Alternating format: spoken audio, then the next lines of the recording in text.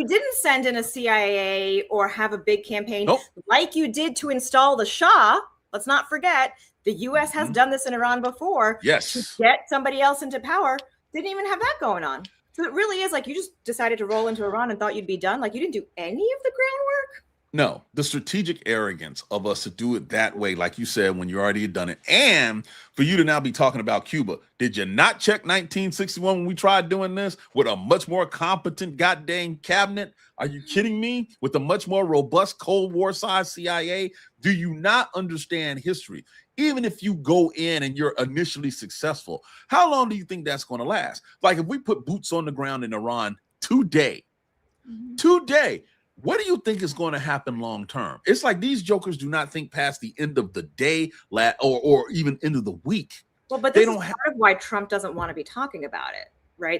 I think there's part of him. He's over it, and he enjoys enjoys his reflecting pool. That's going to look like an actual swimming pool and not like the Lincoln Memorial reflection pool. He enjoys his ballroom, right? Like so, there's a part of him that's moved on there, but there's also the canny part of him that knows how narrative works, which is as long as he doesn't talk about it, people may just forget.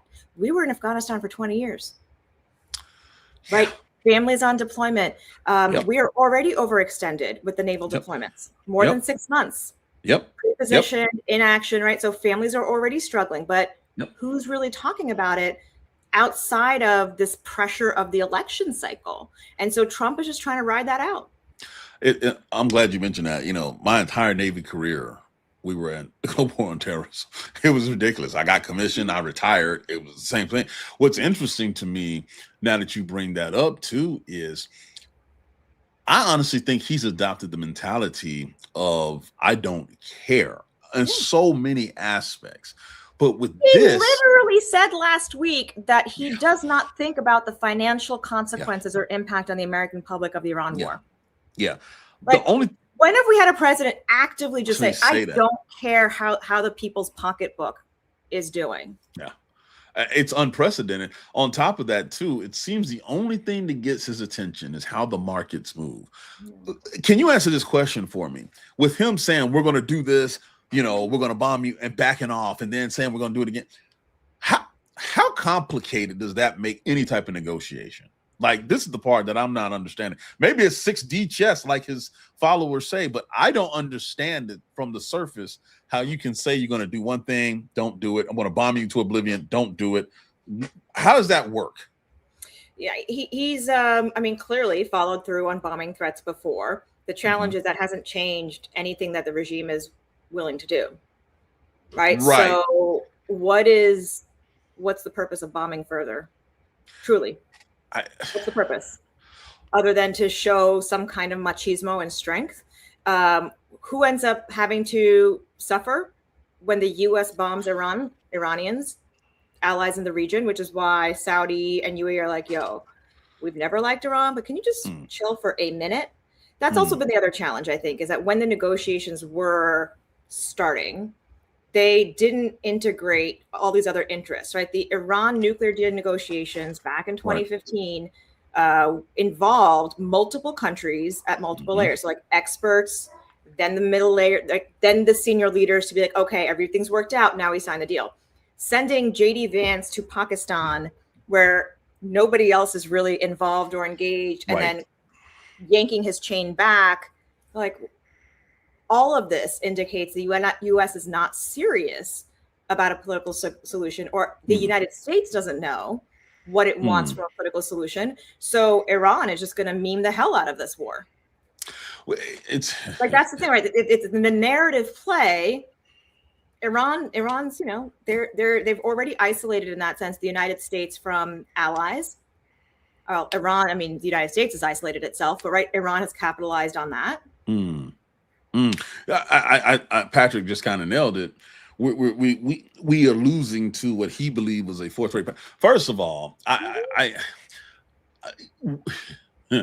this is going to be something that historians, military strategists, diplomats, it's going to be at Kennedy School of Government. I can see it now, where you have an utter failure of a diplomatic capability because there's no strategic I'll say it's more than that, though. Right? Really? They gutted the diplomatic entities and the institutional power intentionally. right? Gutted. They wanted to concentrate power and access only within the White House. This is not the first Trump where there's adults in the room who may question or check in with their expertise, right? Round two, we're not doing that. So only Trump, only people who will say yes to whatever he wants. Get rid of all the expertise, get rid of all those resources and everything else that was happening on the ground. And where has Congress been?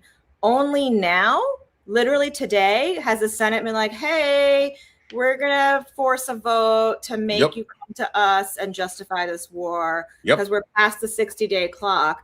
Meanwhile, Yahoo's in the White House running around saying, oh, it's a ceasefire. The war's over, right? This doesn't count. Right? Like it's the checks and the balances, like they were broken well before they gutted the diplomats. It's funny you mentioned that too, because now a lot of stuff's coming back. You're right. They fire all the diplomats, but what people forget too, and you can Google this, whoever's watching, there was a plan for them to centralize the military's chain of command. You know, we have Northcom, Southcom, CENTCOM. We break the world up into these sections. Hegseth wanted to get rid of all of them except for 3.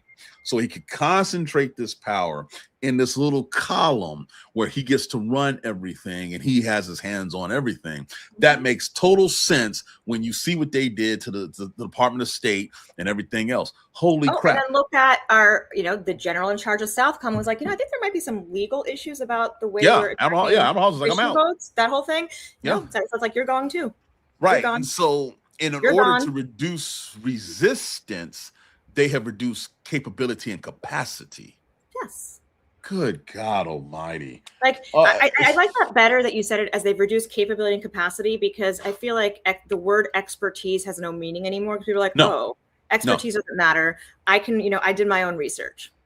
Thank you very much. You learned from Google. That doesn't know that you know how to read or do critical thinking, but okay, I hear you. I got it. Everyone can look shit up now. But that's what it is there's a capability and there's a capacity and capability that's disappeared.